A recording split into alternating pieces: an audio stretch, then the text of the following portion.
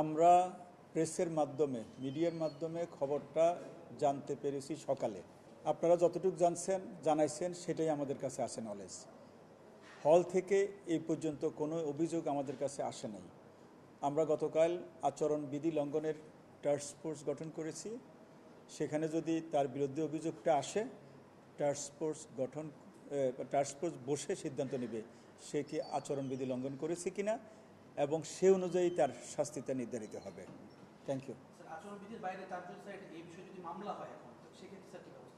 না, মামলা হোক যেটাই হোক, আমাদের কাছে আগে তার বিরুদ্ধে অভিযোগটা আসতে হবে। আসলে আমরা সেটা টাস্ক ফোর্সে দিয়ে দিব।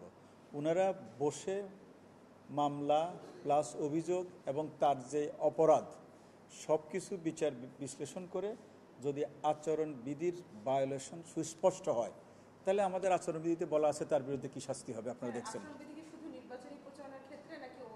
না, যে কোনো অ্যাক্টিভিটিস যেগুলো নির্বাচনকে বিঘ্নিত করবে।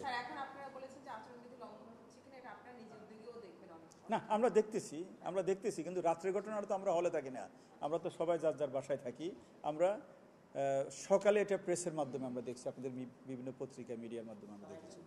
সেটাই না, আমরা তো অবশ্যই এখানে কঠোর মেসেজ যাবে। আমরা কালকে রাত্রে আপনি জানেন আমরা 11টা পর্যন্ত এখানে বসে আমাদের সব কিছু ফাইনাল করে ফেলেছি। এখন থেকে আমাদের কাজ হচ্ছে আচরণবিধি কোথাও লঙ্ঘিত হচ্ছে কিনা এটা আপনারাও আমাদেরকে জানাবেন। আপনারাও আমাদের ইম্পর্টেন্ট একটা স্টেক হোল্ডার। আমরা সব সময় অ্যাকনলেজ করে আসছি, কারণ আমাদের পক্ষে তো সব কিছু একার করা সম্ভব না।